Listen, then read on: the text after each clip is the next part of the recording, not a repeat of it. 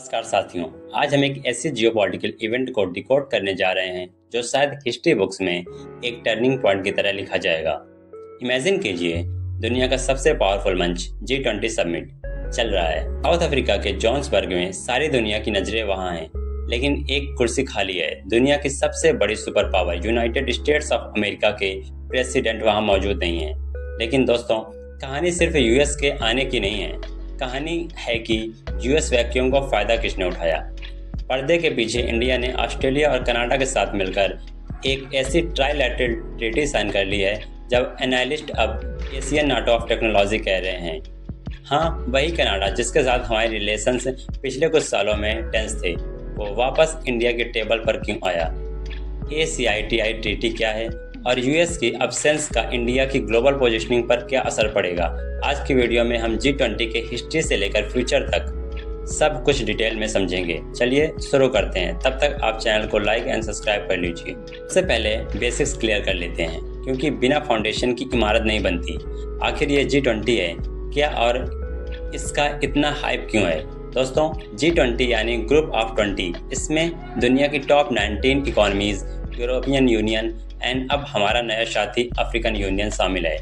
आप इसकी ताकत का अंदाज़ा इसी बात से लगा लीजिए कि ये दुनिया की 85% GDP, 75% global trade and 2/3 of population of control करता है।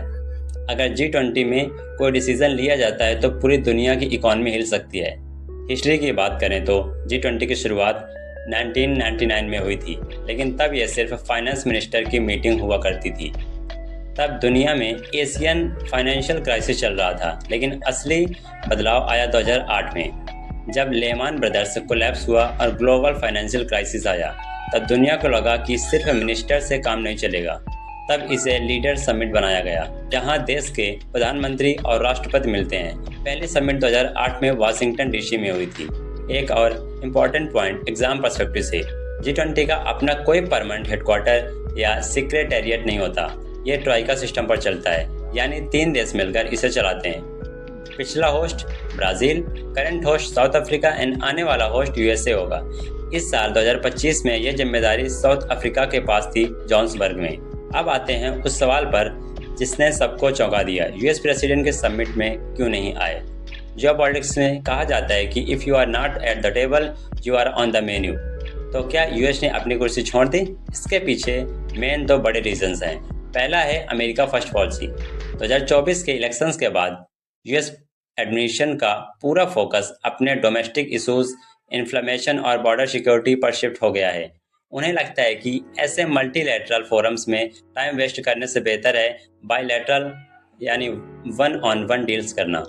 दूसरा रीजन है एजेंडा मिसमैच। साउथ अफ्रीका और इंडिया इस समिट में साउथ ग्लोबल यानी डेवलपिंग नेशंस की आवाज़ उठा रहे थे। यूएस को लगा कि ये यहाँ उनका एजेंडा डोमिनेट नहीं कर पाएगा, इसलिए उन्होंने डिप्लोमेटिक तरीके से समिट को स्किप किया और अपने डेलीगेशन को भेज दिया। लेकिन साथियों, इसका इफेक्ट क्या हुआ? जैसे ही यूएस प्रेसिडेंट हटे, वहाँ एक लीडरशिप गैप बन गया और हिस्ट्री गवाह है, पावर कभी वैक्यूम में नहीं रहती। इस गैप को फिल किया इंडिया ने दिखाया कि वो वेस्ट यानी यूरोप एंड ऑस्ट्रेलिया और ग्लोबल साउथ, अफ्रीकन एशिया दोनों को एक साथ लेकर चल सकता है। अब बात करते हैं उस सीक्रेट डील की जो इस समिट की सबसे बड़ी जीत है, द ACITI ट्रीटी। ACITI का फुल फॉर्म है Australia, Canada, India technology and innovation partnership. आपके दिमाग में सवाल आना चाहिए, कनाडा, वही कनाडा जिसके साथ निज्जर इशू पर हमारी कोल्ड वार चल रही थी, तो अचानक दोस्ती कैसे हो गई। यहाँ आता है जियोपॉलिटिक्स का नियम, politics is temporary, national interest is permanent. Canada में पॉलिटिकल लीडरशिप चेंज हुई है और उन्हें समझ आ गया कि इंडिया की मार्केट और टैलेंट के बिना उनकी इकोनॉमी सर्वाइव नहीं कर पाएगी। इस ट्रीटी के 3 सबसे बड़े पिलर्स हैं। Number 1, critical mineral supply chain. दोस्तों, फ्यूचर ऑयल का नहीं, बैटरीज का है, और बैटरीज बनती हैं लिथियम और कोबाल्ट से।